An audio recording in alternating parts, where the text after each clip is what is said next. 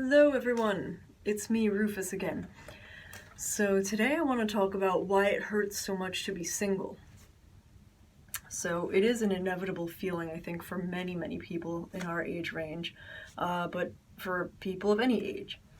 And it has a lot to do with attachment, which I talked about in my other video. You know, we have that need to attach to someone, which can be both coming from an unhealthy source and also from a healthy source. Just straight up human nature. It is human nature to desire to be with someone, partnered.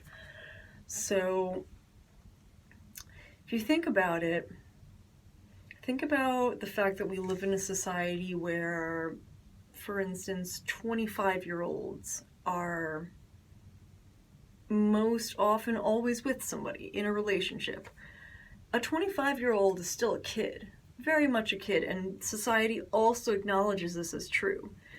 We are in a society where anybody who's 20 to 35 maybe, or basically starting in your teens through the age of 35 at least, is called a kid. Oh, you're still a baby. Oh, you're so young. Blah, blah, blah. So we have these mixed messages. Not only are we kids, but then we're kids who enter into very adult things. So I'm a little older than 25. To me, a 25-year-old is very much a child. And so, you know, you see that in society, and you see a 25-year-old in a relationship, and it could be a stable relationship, stable in terms of being long-term, but, you know, you see that, and all the more so it makes you want that, and you feel sad when you don't want that, and if you're a little older, whatever age you are, it makes you sad to see you're subconsciously thinking, here's this kid in a long-term relationship, and I'm not. So the problem is the fact that this person is a kid, and all these people who are kids are in relationships. And so another aspect to this is think about growing up. Think about when we were growing up, and what continues to go on today. So as children, we are frequently encouraged to engage in romantic relationships, starting in our teens. And I don't know so much if it's encouraged or if it's just parents stepping back and not feeling that they can actually inspire and lead their children. Whatever the case may be, we have children incessantly engaging in very adult behavior again. So from an early age, it's reinforced in us that it's just part of everyday life to be with someone.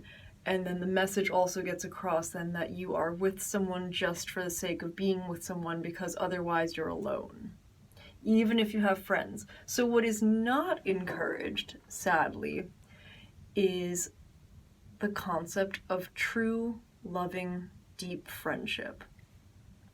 So we do not encourage kids to be friends with someone that they're attracted to. We encourage them to date. And I hate the concept of dating. I always have. The word dating, oh, I'm dating this person. This is my boyfriend or girlfriend. Those are all very cheapening, shallow terms. So for me, when I'm with someone, they are my partner.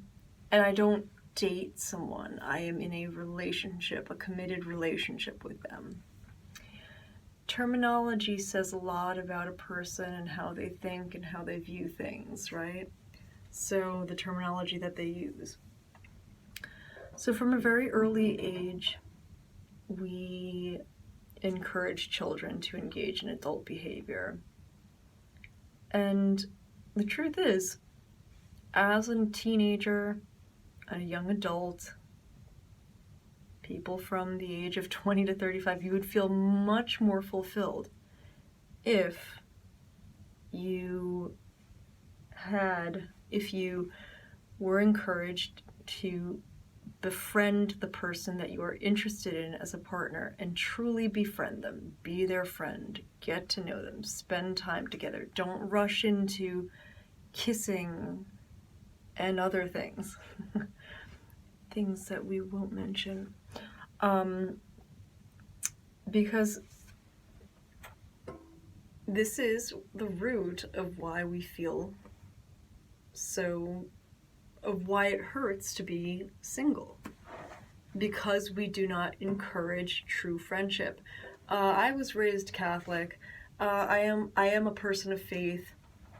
So in my knowledge of the Catholic faith, there are things that exist called mystical friendships.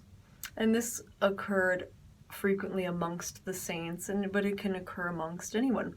A mystical friendship is a relationship between two people. It can exist between two people of the same sex who are not gay, two people of the opposite sex who are deeply in love, are tremendous friends, share a passionate love for each other, but they are friends. They are not romantic partners. It has nothing to do with romantic love. And that's a very beautiful thing. And that's a beautiful thing that a human being can reach and be able to reach if you can reach that point in a friendship. And so, we don't look to these things. We don't have these things in our society anymore. And because of that, we have been left with a great void. And so it just hurts so much these days when we are single. And it doesn't need to be that way, and it's very sad that it's that way. There are so many reasons for it to not be that way, for it to not have to be that way. And of course, if you want to go way back, another reason why it hurts to be single and that we want to latch on and attach to someone is due to our own individual love deprivation, which is something that varies amongst everyone. Everyone has experienced it to a varying level. And what I mean by love deprivation is actually the lack of being loved starting from the most early age in our youth as children. And because no one can love us perfectly. Our parents can't love us perfectly. Our grandparents, our siblings. And of course there are people who come from very abusive backgrounds too. So everyone has a varying level of love deprivation in their lives. If you look back on it, you'll see, if you think about it, meditate on it, you will notice there were times where your parents weren't as soft and supportive and nurturing of you in something as they could have been. Maybe perhaps you showed them a piece of your artwork when you were little, and they didn't say anything. And they didn't have much to say. They weren't encouraging. They weren't affirming. Love deprivation is rooted in affirmation. And we'll add in here, since I'm on the topic of faith, being a person of faith myself, no two human beings can fulfill each other. Think about that. Think about trying to fulfill another person. So when you enter into a relationship, a partnered romantic relationship, a marriage, if you think that you're going to fulfill the other person, that is a huge, tremendous undertaking. That's something that a human cannot do or cannot handle, because you yourself are not perfect. So if you yourself are not whole and perfect, how can you fulfill another person? And that is why marriage is about being together, and in your woundedness as humans,